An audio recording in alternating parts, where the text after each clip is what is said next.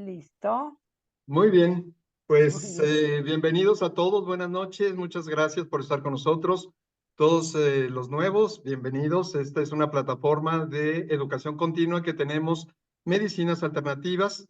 Entonces, pues estamos muy contentos de que nos estén visitando por primera vez y esperemos que nos sigan acompañando. Todos los meses tenemos actividades y diferentes cursos. Y bueno, el día de hoy está con nosotros Silvia Arrau Barra, con formación de licenciada en Ciencias Pecuarias y Medicina Veterinaria por la Universidad de Chile. Es doctora en Ciencias Veterinarias. Cuenta con una extensa y rica experiencia en la docencia de las ciencias farmacológicas en diferentes carreras de las universidades de Chile, más de 15 años, lo que le ha permitido adquirir y profundizar conocimientos en el tema de la farmacología veterinaria, farmacología aplicada, fármacos veterinarios en farmacia comunitaria y farmacología del cannabis. Es profesora tutora, tesis de grado en diversas universidades de Chile, trabajo que le ha sido reconocido como importante y exitoso para la formación de profesionales de estos estudiantes. Ha tenido una participación activa y permanente en plataformas de especialización veterinaria virtuales como VetPaxis, VetesWeb, VetCan Internacional. De hecho, ella es miembro y fundadora de VetCan Chile y de DEGME, entre otras, dando charlas de farmacología aplicada y cannabis medicinal. Cuenta con diversos cursos y diplomados de alta especialización. Ha impartido infinidad de conferencias en congresos, seminarios y charlas en asociaciones, universidades, en foros nacionales e internacionales. Como autora principal y coautora, ha realizado publicaciones de artículos en revistas científicas, literarias o técnicas de carácter periódico, en publicaciones durante los últimos 10 años. Y bueno, el día de hoy nos comparte la charla Introducción al Sistema Endocannabinoide. Doctora, pues es un honor, un gusto que esté de Muchas nuevo con gracias, Enrique. nosotros, Muchas gracias. ¿verdad? Y pues bueno, adelante, es toda la Bien, pantalla suya. La perfecto. pantalla es Comparto. suya, doctora. Bienvenida. Buenas Muchas noches a todos gracias. ustedes. Comparto entonces, vamos. Partamos nuestro recorrido. Ustedes me van diciendo cómo se ve. Perfecto, doctora. ¿Se ve bien? Sí, se ve bien, Voy a perfecto. tratar de Nada minimizar un más, poquito. sí, nada más pantalla completa y listo. Sí, exacto. Vamos a ir al principio, sí.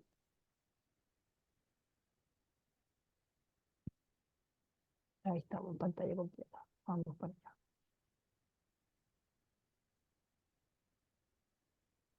Perfecto, doctora.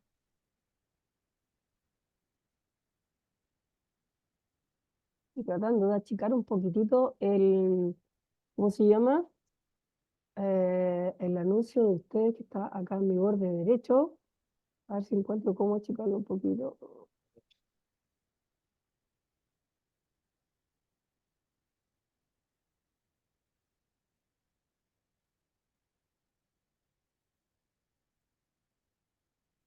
Un poquito, discúlpeme. Ahí sí, ya. Estaba como interfiriendo. Ahí está perfecto, ya. Ahí lo veo chiquito, no me interfiere. Bien. Vamos entonces ahora a la primera.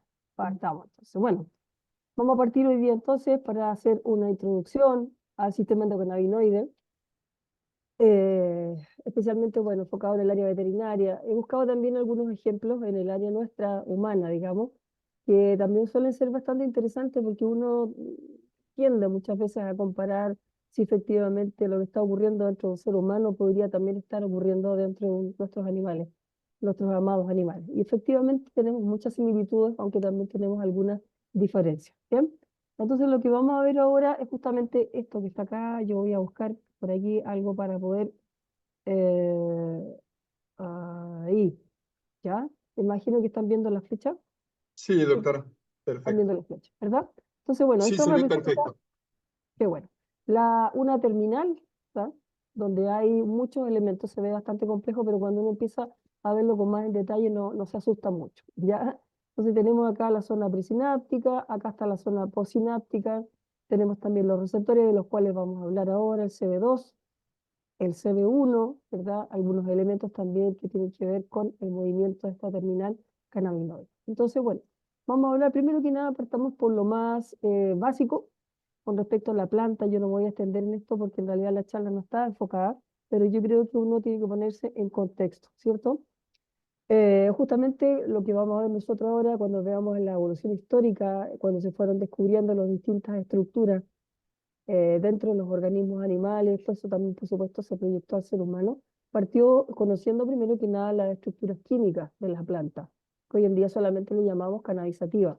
Sabemos que existen quimiovariedades, quimiotipos, ¿verdad? Pero ya no se habla de cepas o de variedades distintas como antiguamente se hacía.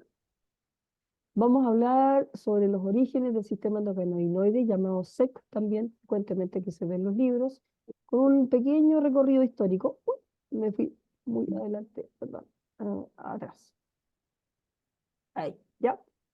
Y también es importante hablar también sobre lo que es la síntesis de los endocannabinoides, su sistema de síntesis y de degradación, aquellas funciones orgánicas que también pueden ser moduladas, por supuesto que sí, basado en una serie de patologías donde ha sido investigado esto en el ser humano y en los animales, y finalmente donde hemos llegado ahora a lo largo de mucho recorrido, ¿verdad? Investigadores muy importantes como el doctor Michulan, que nos abandonó hace pocos años atrás, bien digo el año pasado me parece, ¿no? Y finalmente hemos llegado hoy en día al concepto que es mucho más complejo, que se llama endocannabinoidoma. O sea, es un sistema tremendamente interrelacionado y complejísimo, que probablemente llevamos muchos años más en seguir comprendiendo y vamos a ir avanzando como avanza la historia, digamos, del mundo, ¿verdad? Entonces, primero que nada tenemos acá nuestra plantita, ¿cierto? Si nosotros la enfocáramos con una lupa, que no con no muchas definiciones, y podemos encontrar acá estos pelitos, ¿verdad? Que son muy chiquititos, que tienen como una pequeña cabeza transparente, a los cuales llamamos tricomas, ¿ya? Estos tricomas están tremendamente enriquecidos en cannabinoides, y es justamente, si observamos acá abajo, acá está el pie femenino, lo que se le llama la inflorescencia, que representa la flor, pero también tiene que ver, ¿verdad?, con la parte, digamos, de crecimiento de la planta del pie femenino, donde se concentran con mayor proporción los endocannabinoides, ¿verdad? Pero no solamente eso es importante de hallar, sino que también tenemos dentro de la planta, que corresponden a más de 600 principios activos hoy en día, tenemos también que los terpenos, ¿verdad?, que son llamados también hidrocarbonados, elementos hidrocarbonados, que están formados por muchas unidades de isopreno, que confieren entonces monoterpenos, como por ejemplo el mirceno, el alfa-pineno, limoneno y el linalol, los sesquiterpenos, como por ejemplo que son más complejos, ¿verdad? Los beta-cariofilenos, el alfa-muleno, bisacoldol, bolol y el beta-farneseno, ¿ya? También por otro lado tenemos, por supuesto, que los cannabinoides, ¿verdad? Perdón, los fitocannabinoides. Está muy sensible mi computador, ¿ya? Bueno, estos elementos son también importantes porque no solamente eso ya se conoce hace muchos años, se habla de que los terpenos tienen una participación importante con respecto a las defensas naturales que tienen las plantas frente al medio ambiente, especialmente ya se defienden, ¿verdad? Por ese olor tan característico que tiene la planta con respecto al ataque de los insectos que la rodean. Y en realidad también es muy relevante todo este otro grupo que es mucho más extenso de lo que está representado acá, que son los cannabinoides, endocannabinoides, ¿ya? Em, estos cannabinoides lo podemos clasificar en aquellos que son, por ejemplo, las moléculas análogas, ¿verdad? Por ejemplo, el delta 9 tetrahidrocannabinol, que es muy conocido, que tiene 9 estructuras un poco diferentes. El cannabiginol, que hoy en día también se ha ido desarrollando con mucha frecuencia, mucha velocidad, los conocimientos que existen de esta molécula. Tenemos también el tetrahidrocannabinol clásico, ¿verdad? El cannabidiol ha sido muy estudiado, el cannabinol, el cannabicromeno, el cannabitriol, el cannabisoil, el cannabiciclol y otros más, como la cannabidivarina, ¿ya? Entonces tenemos acá, dentro de todos estos grupos de sustancias químicas, en conjunto con otros, como los fenoles, también tenemos ácidos grasos y muchos otros componentes, más de 600 sustancias. Pero hoy en día se sabe que estos dos grupos son prácticamente lo más importante y los que están finalmente produciendo los efectos farmacológicos más notables. Y que incluso se habla de un tema que ha sido muy discutido, pero hoy en día han aparecido un par de papers el año pasado y este otro, donde se afirma el efecto Entourage, ¿cierto? Que se llama el efecto, digamos, de refuerzo que existe.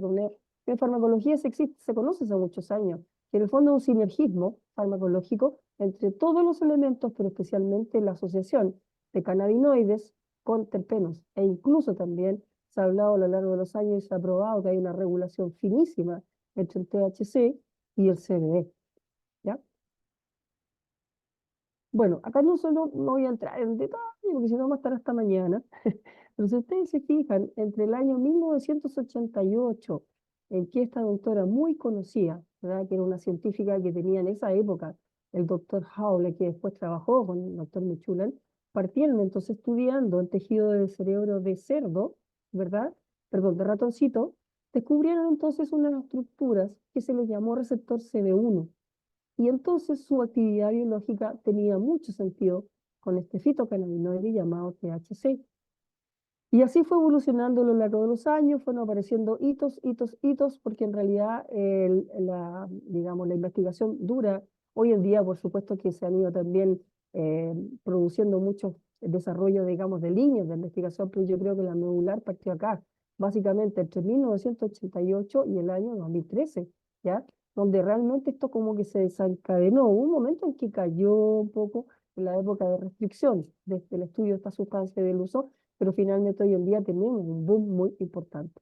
Partimos por eso entonces el receptor CB1, ya el doctor Rafael Mechulan, destacado, ¿verdad? Científico que nos dejó hace poco tiempo atrás, con Devane, nuevamente, y Lumir Janus, en el año 92, descubre la anandamida, la molécula de la felicidad, ¿verdad? Que es un neurotransmisor, de hecho son todos neurotransmisores lipídicos, en el tejido cerebral de cerdo. Y descubre entonces él que tiene una alta afinidad, binding, lo que se le llama a este tipo de reacciones al receptor CB1. ¿Se fijan entonces ustedes?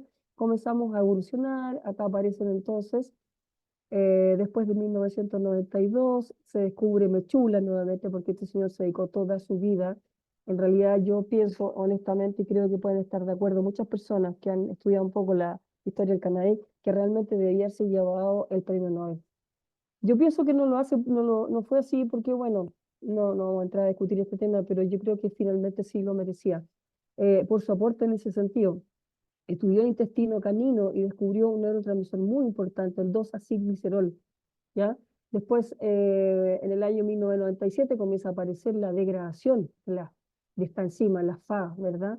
Que es la aminohidrosa de ácidos grasos, que justamente degrada la anandamida, y seguimos avanzando porque después aparece también la enzima que degrada el 2-acilglicerol, que es la llamada MAGL en forma sintética. Se piensa también y ¿cómo se llama? Se descubre que hay unos que son mitocondriales, otros que son a nivel de citosol, ¿ya? Seguimos avanzando, entonces llegamos a Ben Chabat, un señor muy importante también, donde descubre que estos dos receptores, ¿cierto? CB1 y CB2, son muy potenciados por el 2-acilglicerol. Y ahí en ese momento se habla entonces del efecto séquito, que yo les hablo, que en el fondo se le llama efecto Entourage, ¿cierto? Que es la unión de efectos farmacológicos justamente del cannabinol, del cannabigerol, de la cannabidiolina, de los flavonoides, junto con todos los otros elementos. Y terminamos también que la revista Nature, en el año 99 también, digamos, publica que la anandamida también tiene actividades vasodilatadoras y nombra este receptor que va a ser muy importante en el tiempo después en el tema del dolor. Los receptores vaniloides, que en el ser humano se conocen prácticamente 10, ya en los animales nuestros son un poco menos, o a lo mejor quizás no se han descrito todos, porque existen también los que se llaman receptores huérfanos, que se saben que están en distintas partes del organismo, pero no se conocen absolutamente su función. Los llamados TRIP también son reguladores del tacto de la presión. Se sigue avanzando y se llega entonces que estos dos elementos más importantes, diacilglicerol y anandamida, están ubicados también en la neurona postsináptica, regulan a la presináptica y se habla entonces de la regulación retrógrada. ¿Te fijas que eso es interesantísimo que lo vamos a hablar para frenar justamente la liberación del glutamato, aspartato, aminoácidos excitatorios? Que finalmente entonces se habla que es un bucle de retroalimentación bidireccional dinámico que afina la transmisión. Avanzamos, seguimos avanzando, tenemos que ya el 2005 se describen los PPAR gamma, que son estos receptores que tienen que ver también con la regulación, por ejemplo, de actividades como metabólicas, lípidos, presión génica. Estos PPAR son muy importantes en el desarrollo de la diabetes, ¿ya? Se expresan también de forma génica. Ahí tenemos entonces el CBD, la anandamida, ¿verdad? Y doacilglicerol que lo activan, al PPAR gamma específicamente.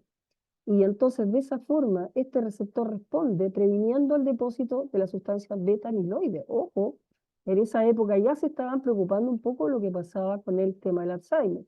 Hoy en día, estos últimos años, como que ha tenido un vuelco el tema del Alzheimer, pero todavía hay cosas que están vigentes. Se habla también sobre la resistencia a la insulina y sobre efectos antitumorales, ¿ya? El 2004, ¿cierto? 2005, volvamos, me apuré mucho. 2005, tenemos acá que Eitan Russo, otro investigador muy, muy importante, habla sobre todos los procesos que tienen que ver con la alteración orgánica y la desregulación que puede tener el sistema endocannabinoide. Vale decir, le atribuye, por lo tanto, la homeostasis. Por supuesto que no es el único sistema de homeostática que nosotros tenemos. Cuando nos hacen clases de fisiología, nos hablan de todos los sistemas, pero no nos hablan del sistema endocannabinoide. Y participa en la desregulación, por ejemplo, el aparecimiento facilita de migrañas, intestino irritable, fibromialgia, depresiones, polimorfismo, mutaciones que hoy en día son parte de nuestra vida, desgraciadamente, ¿ya? Después avanzamos al 2009, en la Universidad de Stony Brook, en Nueva York, se habla también de estos ácidos grasos que son los transportadores, porque si nosotros pensamos, diacilglicerol y anandamida son elementos tremendamente liposolubles, y como ustedes pueden saber, por supuesto, que los elementos liposolubles son los que ingresan a la célula, a no ser que tengas un transportador especial que facilite, porque no tienen afinidad de fosfolípido de membrana a una sustancia liposoluble. Sin embargo, 2-AG y anandamida, ¿cierto? Sí pueden penetrar a la célula y llegar a zonas muy profundas a través de ácidos grasos transportadores específicos, que son los PAP, ¿ya? Entonces, finalmente también activan dentro de la célula, al penetrar a ella, ¿verdad? PPAR gamma, ¿ya? Habla también de la recaptación, pero eso ya un poco más complejo. Terminamos también con Vincenzo Di Marzo, importantísimo porque él fue el primero que planteó lo que estábamos hablando del sistema endocannabinoide mucho más complejo. Hipersistema, el endocannabinoidoma, que abarca no solamente lipidomas, microbiomas, ¿cierto? Facilita también y habla sobre una disfonía, vale decir, una intensa comunicación entre la flora intestinal y el cerebro, que hoy en día sabemos que se habla de un segundo cerebro que está en nuestro intestino, ¿verdad? El 2012, antes, científicos franceses también describieron el CB1 en la mitocondria, que responsabiliza absolutamente sobre la homeostasis de energía, liberación de neurotransmisores y estrés oxidativo, ¿verdad? Así que bueno, en realidad la historia, como ustedes pueden ver, fueron un hito tras otro durante estos cortos años. Hoy en día el tema se sigue desarrollando. Si nosotros lo podemos resumir muy importantemente, podemos hablar de ligandos endógenos. ¿Qué significa farmacología ligando? Ligando significa una molécula que la produce el propio organismo, que no significa que a lo mejor quizás nosotros como médicos veterinarios podamos ingresarla al organismo de alguna otra forma, de forma sintética, pero el organismo ya las produce. Y estos receptores acoplados a proteína G, que es una gran familia de receptores que regulan funciones metabólicas, están tremendamente comprometidas, así como las enzimas de degradación y de reciclación, ¿ya? De reciclamiento. Por lo tanto, finalmente es un sistema de señalización lipídica. Vamos a ver por qué. Porque tiene que ver con el ácido araquidónico, con la fosfolipasa C y con todos estos elementos que nosotros ya conocemos. Por lo tanto, todas estas funciones, ¿verdad? Que las vamos a hablar un poco más en detalle, algunas de ellas están implicadas justamente en este importantísimo sistema endocannabinoide. En términos muy general, es un sistema de comunicación. La célula se encarga de buscar lenguaje, así como nos habla como nosotros, el español, pero ella tiene moléculas que intercambian unas con otras. Y eso se transforma en una comunicación, en un neurotransmisor, que está presente en órganos, en todos los tejidos, de todos los vertebrados y organismos básicos, como por ejemplo este pequeñito que está acá, que se le llama la hidra, ¿verdad? La hidra vulgaris, una de las más conocidas, que habita ambientes acuáticos, dulces y salados. Hay muchas variedades de hidra, pero en ella se estudió por primera vez, o sea, se descubrió que en realidad en un individuo tan básico, tan chiquitito como ella, existía sistema endocannabinoide, pero está justamente basado en su sistema digestivo. O sea, este animalito tiene cierta simbiosis con muchas bacterias que están dentro de su sistema digestivo, pero a su vez eso a ella también le permite el movimiento, ¿verdad? a alimentarse, moverse dentro de esos medio ambiente justamente por la simbiosis que tiene y además de eso por la actividad de su sistema endocannabinoide. Pero también lo vamos a observar, por supuesto, en todos nuestros animales, ¿ya? Y participa directamente en la defensa y nos prepara también para mantenernos relativamente bien frente al estrés. Pero está basado justamente en los ácidos grasos, el ácido graso omega, ¿ya? En los animales, por ejemplo, el sistema está ligado al ácido araquidónico, que sería esta que está acá. El ácido araquidónico es uno de los elementos más liposolubles. Yo diría que incluso se puede considerar hasta apolar. Es una molécula muy importante que se puede desencadenar en la piel, pero también está en todos los tejidos que puedan eventualmente liberar fosfolípidos de membrana. Regula el crecimiento muscular, la agregación plaquetaria, la vasodilatación y también los procesos inflamatorios. Si nosotros podemos observar acá, adelantémonos un poco porque aquí tenemos todas las abreviaturas de este lado, que esta es la anandamida, ¿cierto? El elemento relacionado con la felicidad. Ustedes, por supuesto, pueden pensarlo correctamente, que como fue el elemento primario, que estaba relacionado también con el efecto, ¿verdad?, que producía el THC. Pero tenemos también acá el 2-acilglicerol, que es la abreviatura de toda esta tremenda palabra que puede ser un poco complicada. El PEA, que es muy importante, ¿cierto? Que es la palmitoil etalonamida. Es muy importante este elemento neurotransmisor. Y la participación y su relación con el receptor vaniloide es tremendamente importante. También tenemos el NAE, que se ha descrito como el N-araquidonoil etalonamida. La NAE, ¿cierto? Tenemos también el DHG, que es la tocohexanoilglicerol. Y finalmente, en julio del 2023, se describe otro neurotransmisor, el DHG, que corresponde a una carnitina, entre muchos otros, porque no crean que son los únicos, ¿ya? Hay varios otros más que también están siendo estudiados en este momento.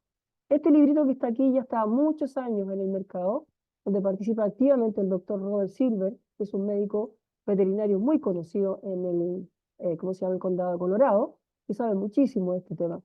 Yo se los recomiendo, se los pongo ahí fácilmente asequible a nivel de internet. Es un libro muy amigable, que obviamente está en inglés, pero en inglés técnico bastante fácil de poder acceder.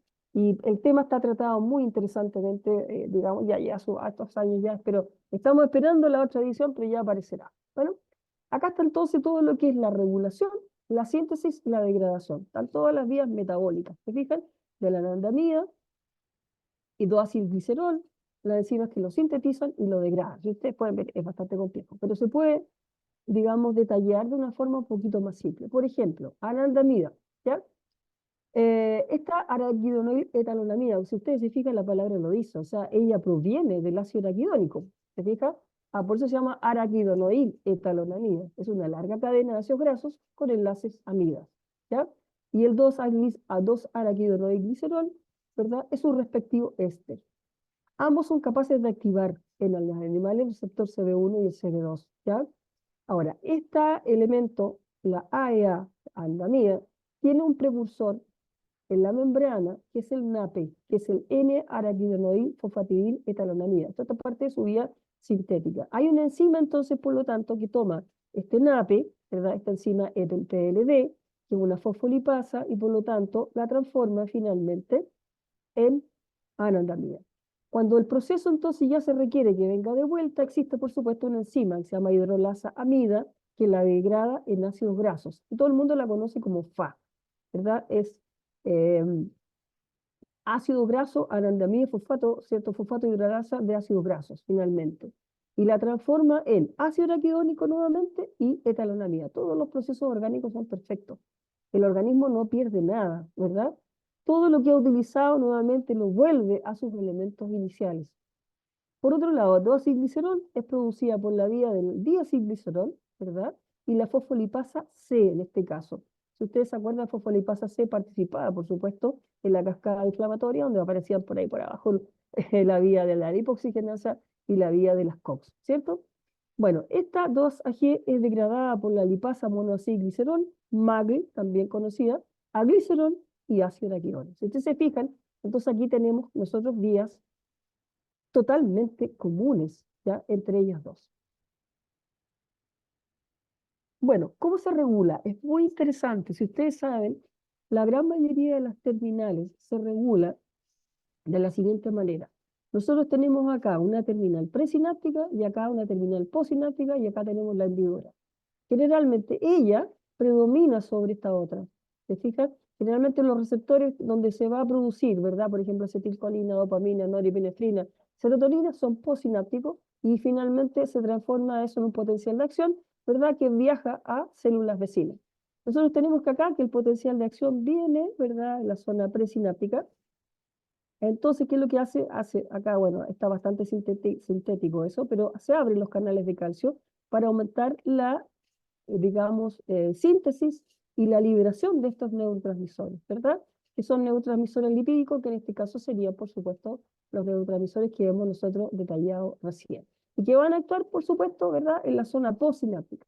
Una vez que se produzca esto, para que no se sigan produciendo una gran cantidad, ocurre lo siguiente, que esta zona postsináptica disminuye, ¿cierto?, el calcio, para finalmente frenar la síntesis de los endocannabinoides, y este receptor CD1 justamente es el que se frena para que se produzca. Entonces, en este momento, la terminal postsináptica, cosa que no ocurre en las otras terminales, frena la síntesis, ¿verdad?, de la presináptica para que justamente en el caso, por ejemplo, del dolor, ya no se sigan liberando elementos que son, digamos, pro dolor, ¿ya? Pero no solamente eso también ocurre, que es lo que está acá, ¿verdad? La primera, acá tenemos el receptor CD1, ¿verdad? Acá tenemos estos elementos, y suprimir la liberación de los neurotransmisores como señalización retrógrada, sino que también tenemos esta posibilidad de activar los receptores CD1 o bien los receptores vaniloides, TRPV1, en los mismos terminales, ¿verdad?, como una señalización no retrógrada, directamente en el postsináptico. Y acá hay un tema muy interesante que se ha ido estudiando hace muchos años con respecto al dolor. Nosotros tenemos aquí que hay una estrecha relación entre las terminales, astrocitos y también otros tipos de elementos celulares. Tenemos acá que si se libera entonces, ¿cierto?, digamos el elemento, a los astrocitos se produce una señalización entre neurona y astrocitos, ¿ya? Y eso también tiene la posibilidad, por supuesto, de frenar la liberación, ¿verdad?, de controlar dolor o bien perpetuar el dolor si es que no se produce, por lo tanto, digamos, la actividad que es la que está siendo detallada. Acá simplemente tenemos un resumen, ¿verdad?, de la regulación, ¿verdad?, de la actividad del calcio, sobre la liberación del neurotransmisor, ¿verdad? Acá se produce entonces anandamida y bacilglicerol, el influjo de calcio, pero por otro lado también esta terminal hace que justamente este receptor detenga la liberación del neurotransmisor. Y si ustedes se fijan también acá aparecen estas enzimas que estábamos mencionando, que eran de degradación, ¿verdad? La FA y la MAGL, ¿verdad? Que están encargadas, por lo tanto, de finalmente volver a sus elementos iniciales estos dos tipos de elementos. Bueno, acá tenemos entonces los receptores. Para hablar de ellos, CB1 y CB2, que son los más importantes, tenemos que mencionar que están, digamos, están asociados al concepto metabotrópico. Vale decir, son receptores, ¿verdad? Están asociados a funciones, a regulación de funciones metabólicas. Y esta es la característica, se llaman acoplados a proteína G. ¿Y qué es lo mismo? ¿Receptores metabotrópicos o acoplados a proteína G? Que tienen 7 dominios transmembrana, ¿cierto? Un loop externo, NH2, y un loop interno, que es un carboxilo interno. Y todo esto son también importantes sitios de dominio, ¿verdad?, de regulación de la actividad que tenga agonista el receptor. La siguiente. Tenemos entonces aquí la explicación, por ejemplo, esto es lo que estábamos hablando, ¿verdad? Un poco más bien allá como simbólico, el receptor, ¿verdad?, asociado a proteína G, metabotrópico, la activación de esta enzima, ¿verdad?, por la división ¿cómo se llama?, la subunidad alfa de beta gamma, que corresponde a la proteína G, que va a actuar directamente por la ciclasa, que está también acá. Todos estos elementos están, digamos, relacionados con el propio receptor. Y finalmente, entonces, lo que va a ocurrir, una vez que se activa el receptor, inhibe, ¿cierto?, promueve la inhibición de la adenilatoxiclasa, que en algunos casos puede ser estimulada también, pero en estos casos, en este tipo de células, se acopla con la proteína G, y esto lleva entonces a la disminución, en este caso también, de los niveles de adenosín monofosfato, ¿cierto?, cíclico, que es el AMP cíclico, ¿ya?, que está acá. Y la proteína quinasa, que tiene que ver, ¿verdad?, con la cascada final, que está asociada justamente con la parte de sensibilización de los nociceptores. Acá tenemos el receptor vaniloide, ¿ya? Este receptor es muy importante. Es también nuevamente un receptor metabotrópico, ¿ya? Que también a través del estímulo de la palmitoil etalonamida, el PEA que también le habíamos mencionado anteriormente, potencia por otro lado la anandamida en forma natural con un efecto antiinflamatorio y analgésico, ¿ya? Por lo tanto, hay agonismo con CB1 y TRPV1. Y por lo tanto, esto es parte de un circuito homeostático de regulación de dolor y de inflamación. Si ustedes se fijan, están todos los elementos que estábamos hablando representados de otra forma, pero finalmente es lo mismo. Y acá tenemos entonces toda la familia de receptores metabotrópicos, los GTCR, 55, que hoy en día se sabe mucho de este también, el C3, R3, R12, 6, R19, y acá tenemos entonces los vaniloides, están asociados, digamos, a potencial transitorio, B1, B2, B3, B4, el BA1 y este es humano, TRPV8. ¿Fijan? Entonces, todos estos receptores que participan en muchas funciones orgánicas también son importantes de recordar. ¿Qué es lo que tenemos acá? Acá tenemos un diagrama de los receptores CB1 y CB2, ¿ya? Justamente responden, ¿verdad?, a estos elementos endocannabinoides con toda la cascada que ya habíamos hablado anteriormente. Estos receptores se activan por depolarización celular, ¿cierto? Lógicamente porque al aumentar los niveles de calcio y al abrirse los potenciales de sodio, también muchas veces en las terminales se produce una depolarización, ¿ya? Y por otro lado también esto se relaciona al bajar, por ejemplo, inhibir adenilato ciclasa y bajar los niveles de AMP cíclico, impiden también muchas veces, se han hecho estudios sobre la progresión celular de ciertos tumores, ¿ya? Inhibiendo los niveles de calcio y aumentando la conductancia al potasio, disminuye la excitabilidad neuronal y por lo tanto sí participan también en la disminución de la percepción dolorosa y en la supresión de ciertos neurotransmisores que participan en ese movimiento de actividad dolorosa. Y si ustedes se fijan, nuevamente la misma descripción, 7 dominios transmembrana asociados a proteína G, dominio amino terminal, carboxilo terminal, ¿verdad? Altamente conservados. Si nosotros comparamos, por ejemplo, estos dominios, vale decir, son todas las estructuras que tienen, son 472 aminoácidos que presentan ambos, presentan una homología más o menos del 44%, ¿ya? O sea, incluso algunos más, el 68%. O sea, esto es parte de nuestra evolución como seres humanos y animales, donde se ha ido conservando en la memoria genética nuestra, así como citocromo P450 a nivel de hígado, nuestros receptores CB1. En el caso de CB1, por ejemplo, se ha descrito que hay gran población de receptores, sistema nervioso central, cerebelo, bulbo raquídeo, tronco encefálico, corazón, vasos sanguíneos, hígado, pulmones, sistema digestivo, espermatozoides. Y han sido encontralmente principalmente en la célula, en la mitocondria que regula el metabolismo energético, CB1, ¿ya? Y CB2, por otro lado, ya sabemos que es más bien de tipo periférico, entre comillas, principalmente el sistema inmune, vaso, hueso, piel, médula, células gliales, muy importante hoy en día, respuestas inmunomoduladoras, también tiene que ver con procesos dolorosos, inflamación. Pero por otro lado también se sabe que coexisten también receptores CB1 y CB2, ¿ya? Por ejemplo, ambos juegan un rol muy importante de plasticidad neuronal, dolor, actividad inmunitaria, ansiedad, neuroinflamación, en el círculo que se llama estímulo-recompensa, donde está el área tegmental ventral, ¿ya? Crecimiento también óseo. Bueno, todos estos estudios también se han hecho en animales, por supuesto, porque no siempre desde un principio se haya estudiado en animales específicamente, me refiero a animales de laboratorio, ¿ya?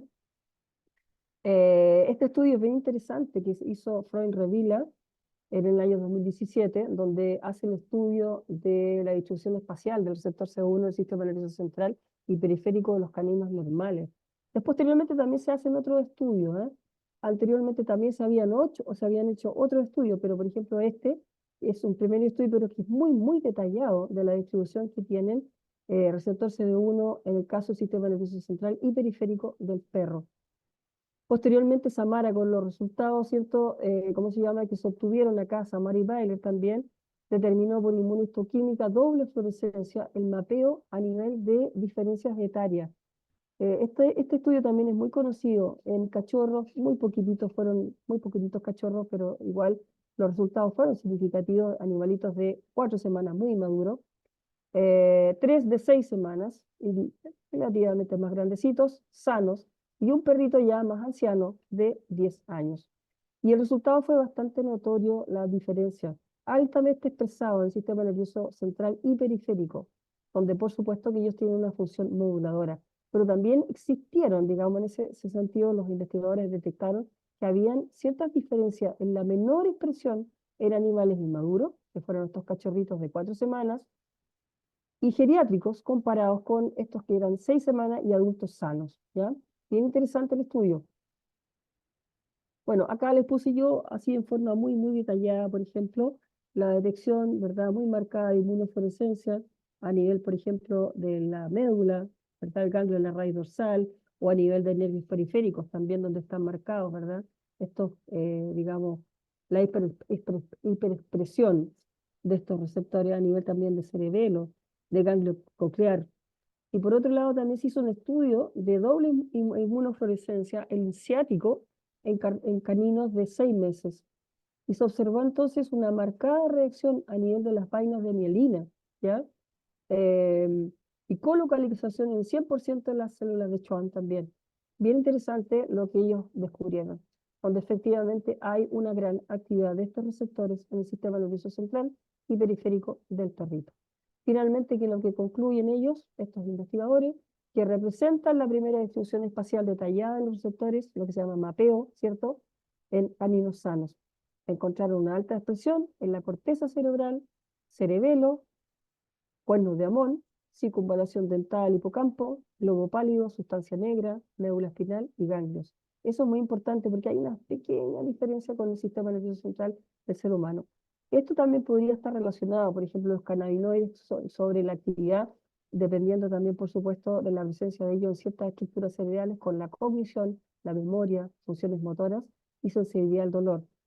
Relacionar a las células ependimarias, las células neurogliales con el efecto sobre neurogénesis y modulación de la biogénesis.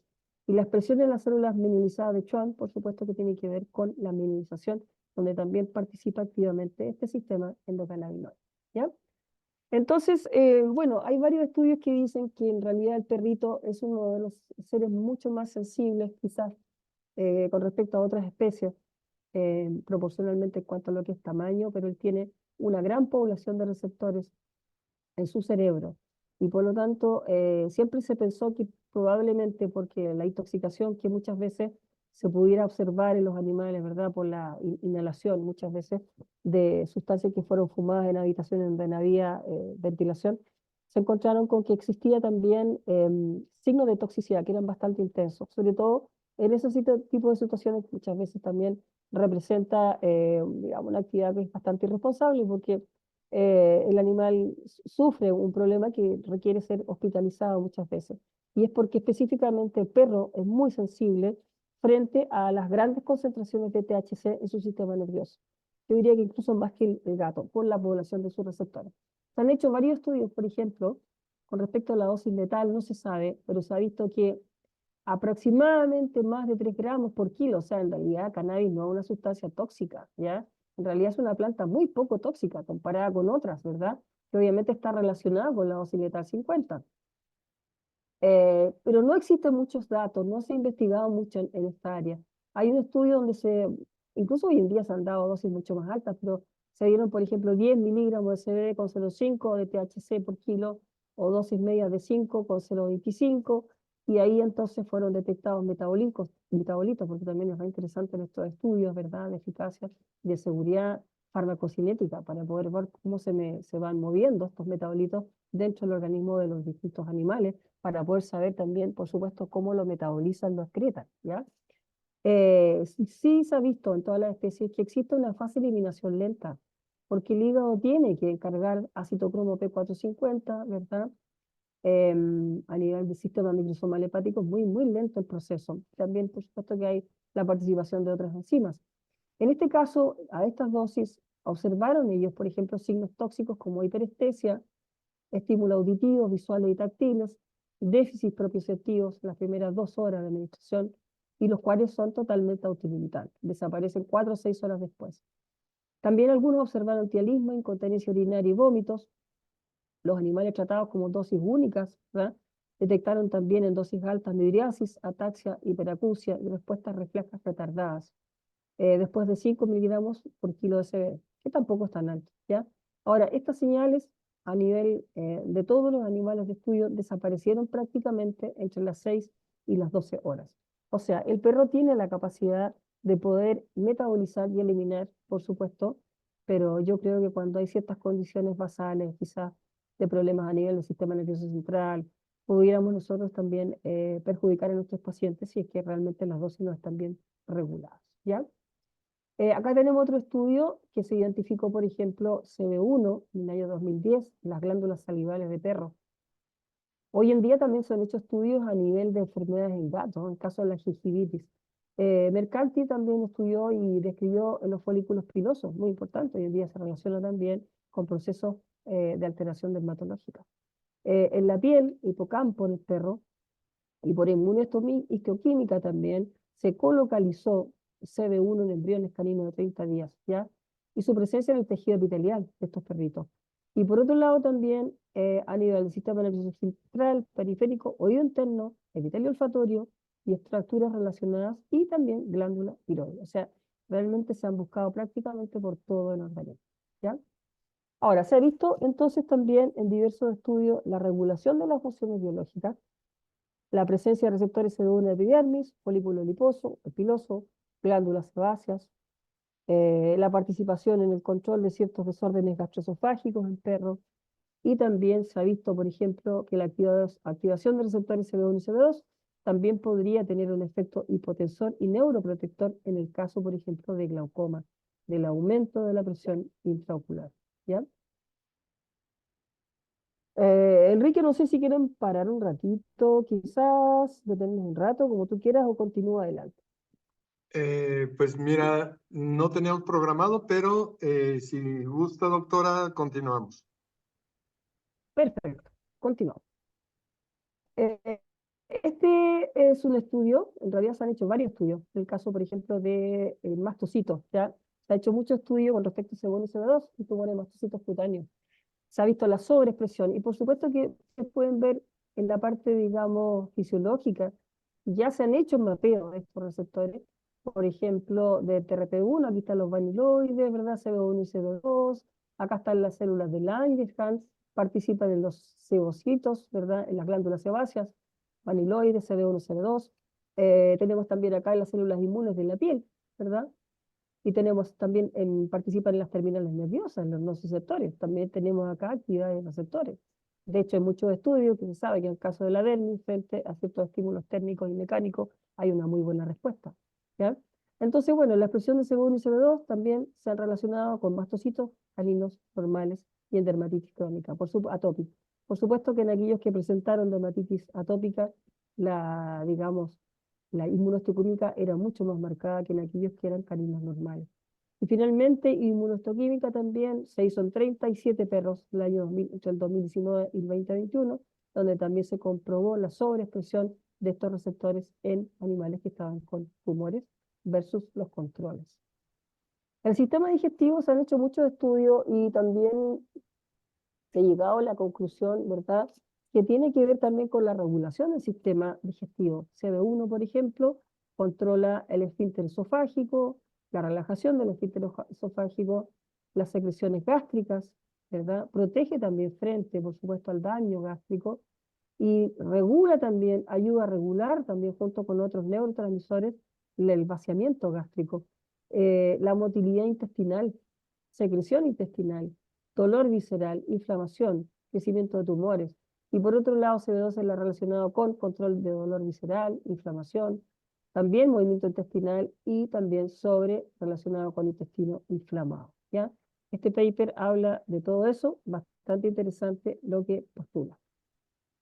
Acá tenemos un estudio bien interesante que es sobre la circulación de endocannabinoides en perritos versus sanos que tenían linfoma multicéntrico de distintos tipos, ¿ya? Tenemos acá que estaban comparando, por supuesto, que los niveles de DAG, ¿cierto? OEA y palmitoiletonamina entre perros con linfoma multicéntrico y perros con control sano. Y por otro lado también se evaluaron los niveles, ¿verdad?, serológicos de DAG, OEA, AEA y PEA como biomarcadores del intervalo libre de progresión de la patología y el tiempo de sobrevivencia general de estos perros. Utilizaron 26 perros con linfoma multicéntrico de células B, 14 con células T y 12 con control sano. Y los niveles, especialmente en estos tres, habían diferencias significativas con un P menor que 0,05, ¿ya? En comparación con los controles sanos. Si ustedes ven acá, por ejemplo, la mediana tiende a ser un poco más alta, ¿verdad? Incluso acá es más notoria, entre 1,5, 3,3 y 4,7. O sea, en realidad, efectivamente es así. Hay una mayor cantidad de endocannabinoides en situación, ¿verdad?, de linfomas multicéntricos de distintos tipos, obviamente que tiene que ver con una forma del organismo para poder defenderse frente a la inflamación y frente al deterioro que produce ese tipo de tumores. Tenemos acá que en el tema del dolor también, las vías de señalización del dolor son tremendamente complejas. Todavía se está estudiando este tema, pero es muy interesante. Tiene que ver con las terminales de glutamato, ¿verdad? Diacilglicerol. Tenemos acá también la participación de los astrocitos, ¿verdad? Los astrocitos en el tema del dolor son muy, muy relevantes. Incluso dicen que el astrocito ayuda a la memoria del dolor, ¿ya? Entonces tenemos acá que en esta vía nociceptiva, la complejidad de receptores es un manejo del tipo multimodal, ¿vale? Es decir, la terapia está enfocada hoy en día no solamente a ocupar, obviamente, cannabinoides, sino que vamos a utilizar muchos fármacos muchas veces, pero también otro tipo de terapias que van a ayudar a nuestros pacientes a sobrellevar el dolor. Se han descrito dos niveles de acción de cannabinoides a nivel espinal. Unos inhiben la actividad neuronal en el asta dorsal de la médula, ¿verdad? Antes de llegar arriba, por supuesto, en el asta dorsal de la médula para producir analgesia, y los receptores CB1, focalizados en las terminales nerviosas GABAérgicas, inhibitorias en las interneuronas, la médula pueden ser activadas por endocannabinoides liberados en la fibra C, nociceptivas, que estas son las terminales nerviosas, los llamados nociceptores que conducen, ¿verdad?, la liberación también o inhibición de GABA y liberan glicina. Por otro lado, también el SEC inhibe la transmisión nociceptiva ascendente, vale decir, la información que va a llegar finalmente al cerebro para que el cerebro pueda modular la modulación de la respuesta, ¿ya? Y por otro lado, también tiene la capacidad de activar la respuesta descendente, modificando el componente emocional del dolor, regulando los neurotransmisores como por ejemplo serotonina, dopamina, GABA, acetilcolina, histamina, etc. A nivel central también tenemos nosotros centros muy importantes como serotonina, acetilcolina, dopamina, serotonina, que también son capaces de disminuir la respuesta descendente. Y por otro lado también tenemos que hay un intenso y estrecha relación, ¿verdad? Esa es como amigos con ventaja, entre el sistema endocannabinoide y el opioide. Eso también se sabe hace mucho tiempo, donde participa directamente y se controla el receptor vaniloide que participa justamente gatillando dolor. Y por lo tanto hay una estrecha sinergia entre ambos sistemas del dolor periférico. Endocannabinoide se une, por lo tanto, al receptor CB1 de macrófagos para inhibir la liberación de sustancias algógenas y vasoactivas en los procesos inflamatorios. Y por otro lado, también se ha visto que anandamida actúa en el receptor vaniloide TRPV1, en el control neuropático y en la inflamación. Ahí tenemos entonces más en detalle este receptor vaniloide, que es muy importante, lo han relacionado de forma directa con la anandamida, ¿cierto? Y con la palmitoil etalonamida. Ambos tienen un efecto antiinflamatorio y analgésico. Hay una alta afinidad y agonismo con el receptor CB1 y vaniloide TRPV1 como parte del circuito del control homeostático del dolor y inflamación, ¿ya? Eso es muy importante. Hay un paper que justamente el paper completo habla de esta tríada que es muy, muy importante. Bueno, con respecto a la osteoartritis, también yo creo que es un foco muy, muy importante detallar. Nosotros sabemos que es un proceso que la gran mayoría de nuestros perritos que incluso se describen, que empiezan a temprana edad, pensamos que quizás pueden ser seniors, ciertos geriátricos, y la verdad es que es así. El proceso comienza mucho antes, muchas veces está relacionado con sobrepeso, con golpes, muchas veces con procesos anormales en el desarrollo de los huesos, de los músculos, etcétera, que van a redundar finalmente que el animal sufra de este proceso tan doloroso deformante de la osteoartritis crónica, ¿ya? Y justamente se ve que efectivamente las articulaciones, por supuesto los músculos, ¿verdad? Los huesos, ¿verdad? El aparato, digamos, apeticular, tiene una actividad directamente relacionada con estos receptores. Hay una alta expresión de CB1 y CB2 en células del tejido sinovial, especialmente condrocitos y senoviocitos, en las articulaciones y en el hueso subcondral, que por supuesto que tiene una alta participación en la actividad, digamos, en la inflamación y el dolor de estos animales. Y por otro lado también se piensa que hay un rol compensatorio de los cannabinoides dentro, digamos, de la articulación en la osteoartritis. Y finalmente también se ha visto que hay una cierta sinergia, y eso también quizás ustedes lo han visto, si es que alguno de ustedes ya maneja, digamos, eh, la clínica del cannabis. Yo de hecho lo he visto, muchas veces ocupo, por ejemplo, algún de estos nuevos, ¿verdad? De los COXIPs, u otras veces también simplemente uso un menoxicam, otras veces también pienso en el carprofeno, ¿verdad? Porque sé que hay cierta sinergia en los mecanismos de acción que hacen que justamente se produzca la inhibición de esta enzima, ¿ya? En conjunto con AINES. Bueno, acá tenemos entonces, con respecto a lo que es dolor nuevamente, acá lo tenemos ya mucho más gráfico, ¿verdad? Aquí viene el estímulo doloroso periférico, la vía que comienza a entrar por el asta dorsal, aquí ya existe el primer punto, ¿verdad? De control del dolor, y de aquí en adelante va subiendo, ¿verdad? La vía aferente para finalmente llegar al centro superior. Acá tenemos varios procesos que son, digamos, están centrales, pero están en la médula, y otros que van a venir descendentes desde el sistema nervioso central, ¿ya? En todo este recorrido, desde lo que es la reperiferia, porque yo lo mostré a nivel de la piel, tenemos presente el sistema endocannabinoide, ¿verdad? Desde el principio, desde donde se produce la periferia, hasta el nivel central. Todo este recorrido, tejidos periféricos, terminaciones nerviosas, ganglios dorsales, hasta posterior, puntos de la vía ascendente, centros encefálicos, que controlan, por lo tanto, la actividad, la vía ascendente y descendente, que tienen que ver con dolor. Ahora, se ha visto, por ejemplo, que estos animales entran en un proceso que se llama de hiperalgesia, donde finalmente el sistema nervioso central se activa, lo que se llamaba antes el wind-up, hoy en día se llama la plasticidad neuronal, donde es tanto el estímulo que sufre, ¿verdad? Y el deterioro, finalmente, obviamente, porque la articulación prácticamente se destruye, es tanto el estímulo intenso que hay sobre los receptores que finalmente el receptor ya comienza a descargar en forma intensa y estable. Y finalmente hay una respuesta central, una sensibilización central. ¿Se fija? Entonces, finalmente, claro, se transforma en dolores alodínicos, neuropáticos, donde prácticamente ya no hay estímulo, sino que el dolor es permanente.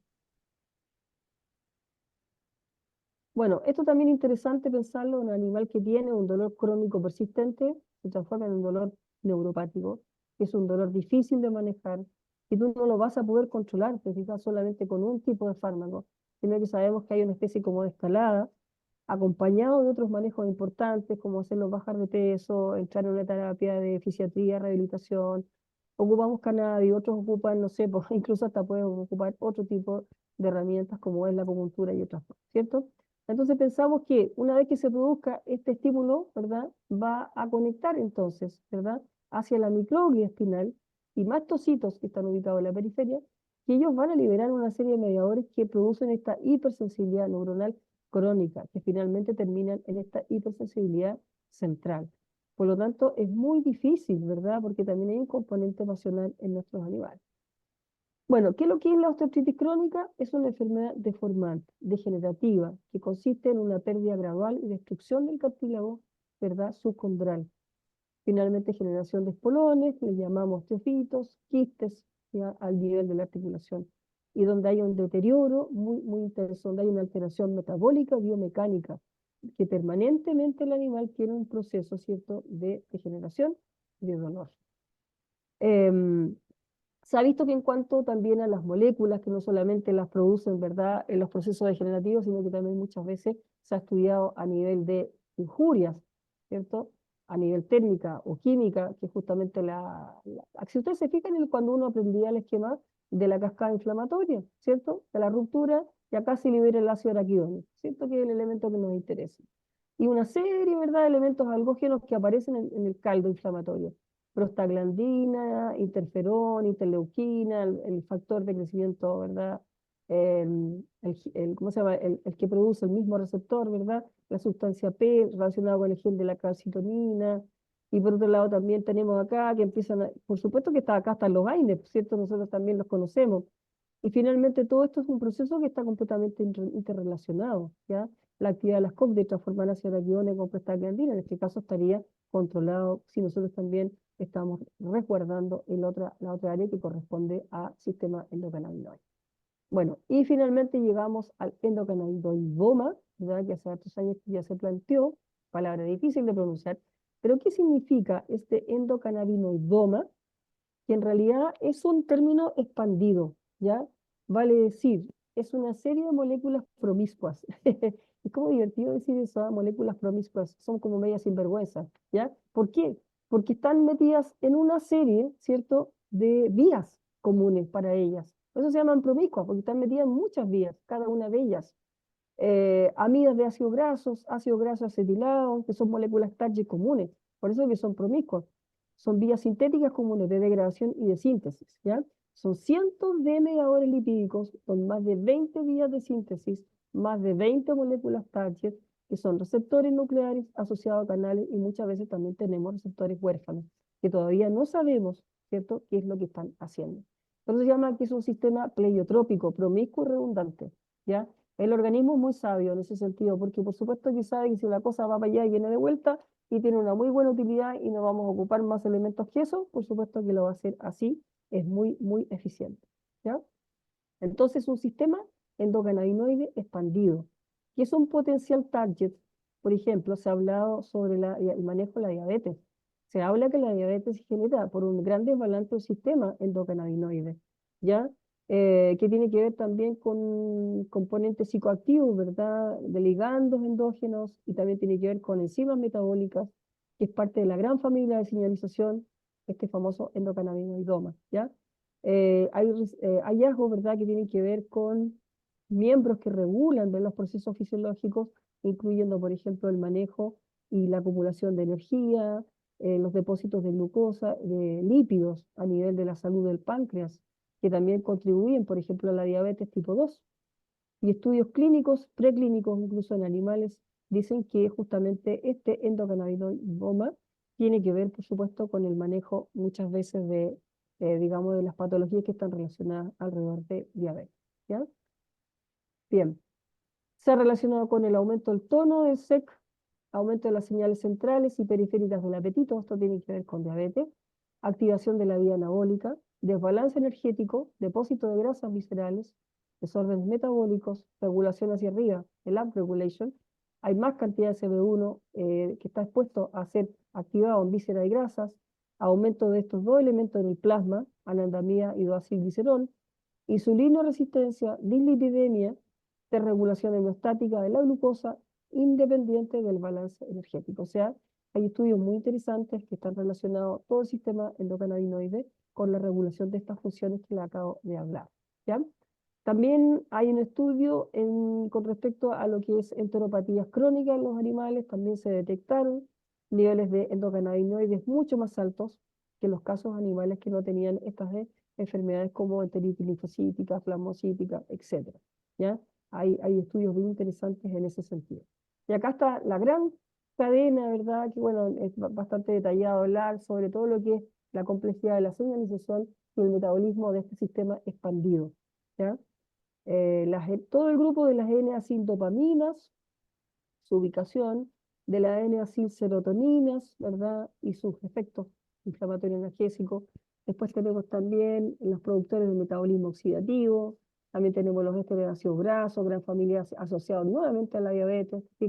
Incluso también hoy en día se habla mucho que no solamente interferir directamente sobre la síntesis de los neurotransmisores, sino que también influir sobre las enzimas que los metabolizan o los degradan. De esa forma también quizás podemos, si frenamos, ¿verdad?, la familia de estas que son, digamos, metabolizantes, tendrían que ver con un efecto antiinflamatorio que se ha descubierto en el caso de tolerancia a glucosa en los ratones. O sea, si yo freno la actividad que degrada el elemento, cierto, importante que va a producir un control sobre la enfermedad, nos permitiría tener el neurotransmisor mucho más tiempo libre en la sangre, ¿ya? Bien, eso era lo que yo quería presentar. Espero que haya sido lo que ustedes estaban esperando y espero las preguntas. Muy bien. Gracias, doctora. Pues sumamente interesante, muy completa la información. Y pues bueno, no tenemos preguntas aún, doctora. Vamos a ver ahorita unos momentos si alguien tiene algún cuestionamiento. Y si no es así, pues bueno, vamos a comentarles lo que vamos a tener de pláticas y demás. Doctora, muchísimas gracias. Realmente, pues bueno, como lo comenta usted, hay todavía mucho que seguir aprendiendo, seguir investigando.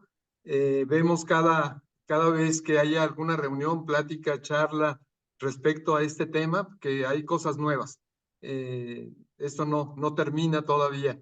Es una ciencia nueva realmente y pues en todas las áreas, ¿verdad? Mucho que En aprender. los Sí, animales.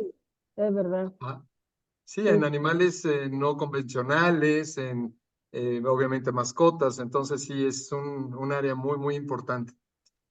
Chicos, claro que nadie sí. tiene preguntas. Aprovechen a la doctora, ¿eh?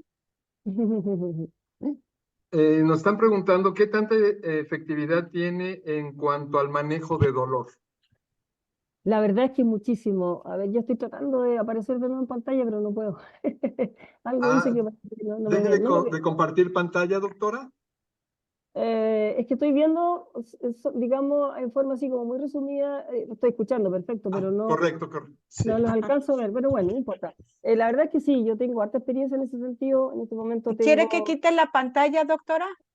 bueno, ya, sí, Sí, no sé si usted vaya a presentar o quieran presentar algo más. no, no, para nada, no, ya no, ya. Ok, perfecto. Pues sigan platicando en lo que yo trato de quitar la pantalla. Bueno, claro, lo que yo les contaba que en realidad el tema de dolor es muy efectivo. Yo he tenido, bueno, diversas experiencias, pero sí importantísimo destacar que en el tema de dolor es muy importante tener un cuidador, un tutor responsable, una persona que efectivamente vaya a tomar en cuenta muy en detalle toda la información que uno le entrega, ¿verdad?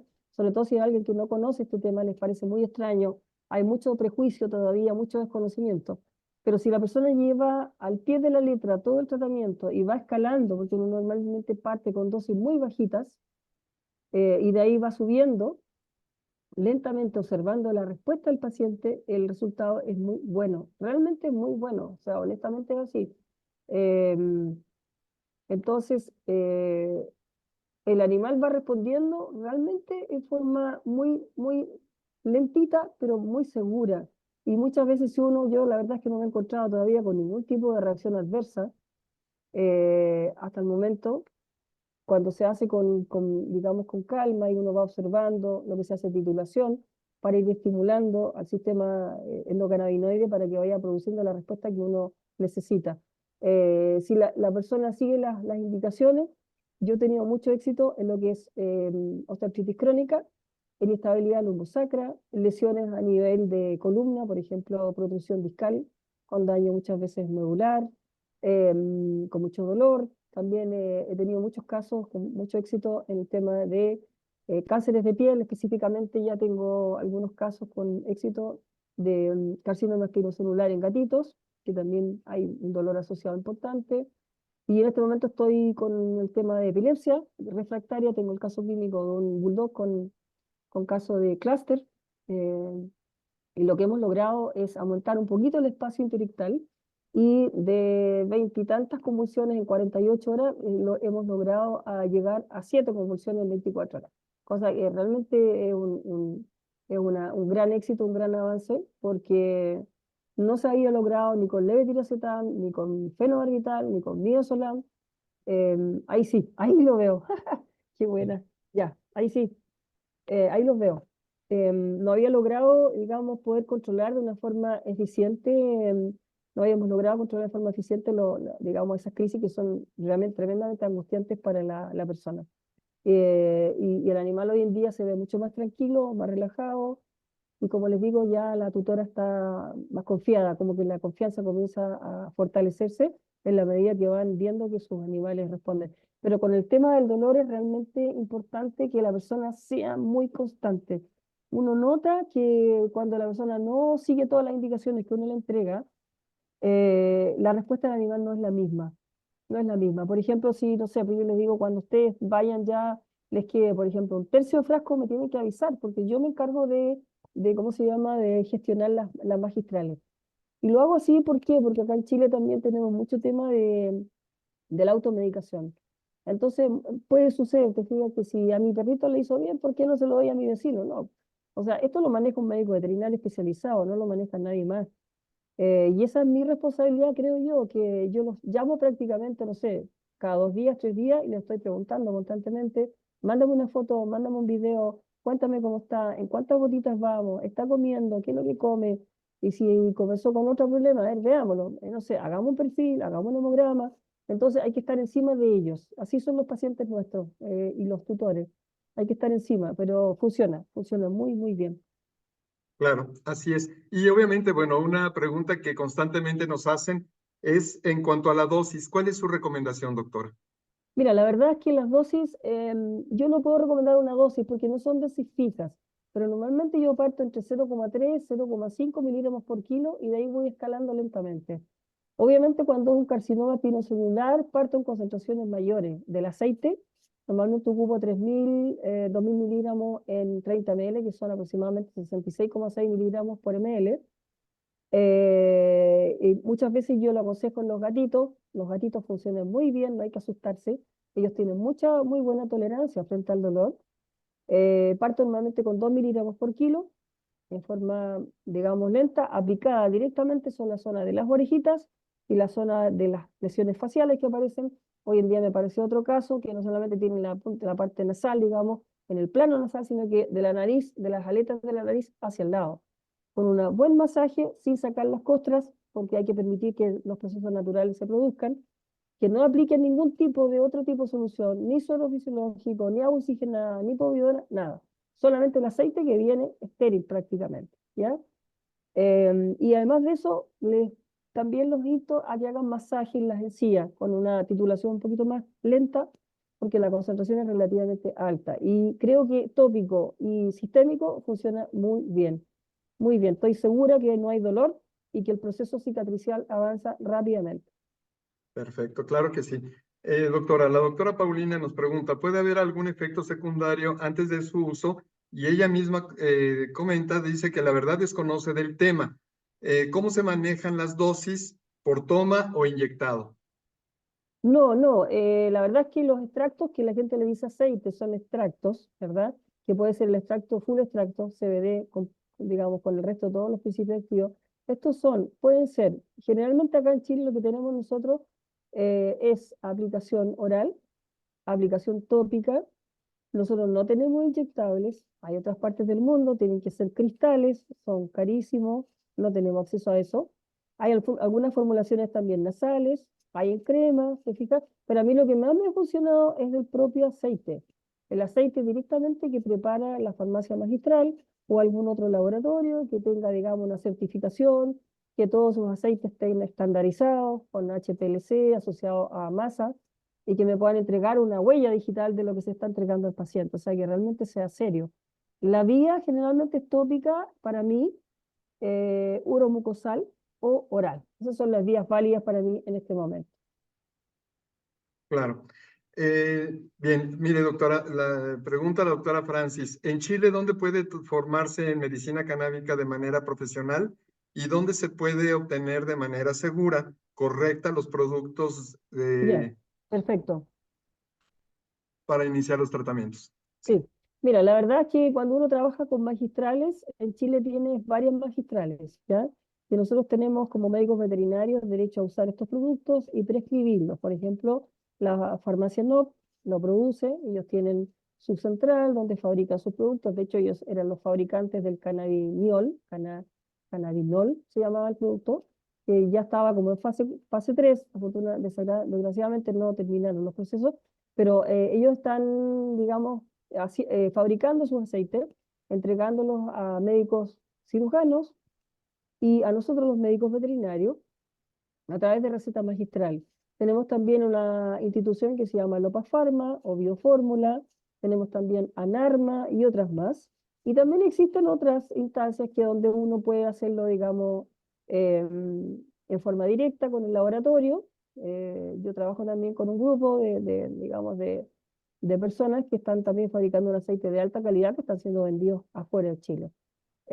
Ahora, para la capacitación es un poco más difícil poder aconsejarte, porque la verdad es que yo llevo hartos años estudiando, en realidad por mi parte, pero no existen instituciones. Lo que sí sé, por ejemplo, como dato aparte, en la Universidad de Santiago, la USACH, hay un diplomado, pero es para profesionales de la salud, no está enfocado hacia el área nuestra, los médicos veterinarios, pero para poder aprender la parte básica general, la parte legislativa, no sé, por todos los principios activos, es bien interesante, ¿eh? Y este magíster de contenido dura un año, algo así. Hay que presentarse, hay que dar una entrevista y ellos entonces te aceptan, obviamente que es pagado. Bueno, a mí me ha permitido también aprender muchísimo el hecho de estar asociada al VETCAN Internacional. Tengo que hacer ese reconocimiento al doctor Betancourt, a Patricia Archila, al grupo de trabajo de ellos, ¿verdad? Que son muy, muy activos y me han permitido participar prácticamente en la mayoría de los congresos y cursos. Y eso me ha obligado a mí a estudiar en forma, digamos, personal. En Chile no existe instituto para estudiar este tema.